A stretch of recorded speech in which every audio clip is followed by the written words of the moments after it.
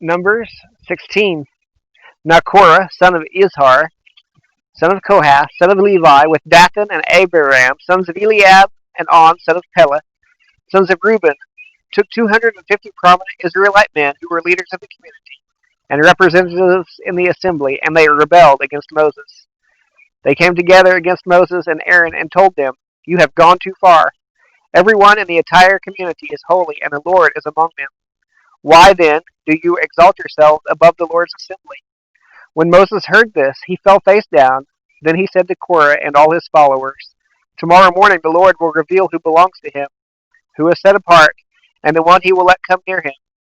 He will let the one he chooses come near him. Korah, you and all your followers are to do this. Take fire pans, and tomorrow place fire in them, and put incense on them before the Lord. Then the man who the Lord chooses will be the one who is set apart. It is you Levites who have gone too far." Moses also told Korah, "Now listen, Levites, isn't it enough for you that the God of Israel has separated you from the Israelite community to bring you near to himself, to perform the work at the Lord's tabernacle, and to stand before the entire community to minister to them? He has brought you near and all your fellow Levites who are with you. But you are pursuing the priesthood as well. Therefore it is you and all your followers who have conspired against the Lord. As for Aaron, who is he that you should complain about him?" Moses sent for Dathan and Abiram, the sons of Eliab, but they said, "We will not come. It is not enough that you brought us up from a land flowing with milk and honey to kill us in the wilderness. Do you also have to appoint yourself as ruler over us? Furthermore, you didn't bring us to a land flowing with milk and honey, or give us an inheritance of fields and vineyards. Will you gouge out the eyes of these men? We will not come." Then Moses became angry and said to the Lord, "Don't respect their offering. I have not taken one donkey from them or mistreated a single one of them." So Moses told Korah, "You and all your followers are to appear before the Lord tomorrow, you, they, and Aaron. Each of you is to take his fire pan, place incense on it, and present his fire pan to the Lord. 250 fire pans. You and Aaron are each to present your fire pan also."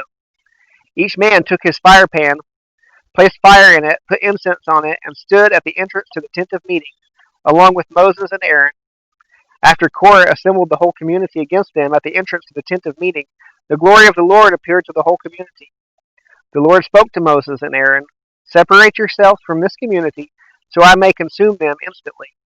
But Moses and Aaron fell face down and said, God who gives breath to all, when one man sins, will you vent your wrath on the whole community?" The Lord replied to Moses, "Tell the community, get away from the dwellings of Korah, Dathan, and Abiram." Moses got up and went to Dathan and Abiram, and the elders of Israel followed him. He warned the community, "Get away now from the tents of these wicked men. Don't touch anything that belongs to them, or you will be swept away because of all their sins." So they got away from the dwellings of Korah, Dathan, and Abiram. Meanwhile, Dathan and Abiram came out and stood at the entrance of their tents with their wives, children, and infants. Then Moses said, "This is how you will know that the Lord has sent me, to do all these things, and that it was not of my own will. If these men die naturally, as all people would, and suffer the fate of all men, then the Lord has not sent me. But if the Lord brings about something unprecedented, and the ground opens its mouth and swallows them along with all that belongs to them, so that they go down alive into Sheol, then you will know that these men have despised the Lord." Just as he finished speaking all these words, the ground beneath them split open. The earth opened its mouth and swallowed them and their households, all Korah's people and their possessions. They went down alive into Sheol with all that belonged to them. The earth closed over them, and they vanished from the assembly. At their cries, all the people of Israel who were around them fled, because they thought, "The earth may swallow us too." Fire also came out from the Lord and consumed the 250 men who were presenting the incense. Then the Lord spoke to Moses, "Tell Eleazar, son of Aaron, the priest, to remove the fire pans from the burning debris, because they are holy, and scatter the fire far away, as far as the fire pans of those who sinned at the cost of their own lives. Make them into hammered sheets as plating for the altar, for they presented them before the Lord, and the fire pans are holy. They will be a sign to the Israelites." So the priest Eleazar took the bronze fire pans that those who were burned had presented, and they were hammered into plating for the altar. Just as the Lord commanded him through Moses, it was to be a reminder for the Israelites that no unauthorized person outside the lineage of Aaron should approach to offer incense before the Lord and become like Korah and his followers. The next day, the entire Israelite community complained about Moses and Aaron, saying, "You have killed the Lord's people." When the community assembled against them, Moses and Aaron turned toward the tent of meeting, and suddenly the cloud covered it, and the Lord's glory appeared. Moses and Aaron went to the front of the tent of meeting, and the Lord said to Moses, "Get away from this community, so that I may consume them instantly." But they fell face down. Then Moses told Aaron, "Take your fire pan, place fire from the altar in it, and add incense. Go quickly to the community and make atonement for them, because wrath has come from the Lord. The plague has begun."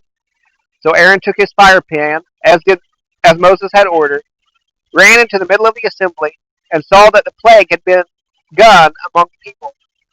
After he added incense, he made atonement for the people. He stood between the dead and the living, and the plague was halted.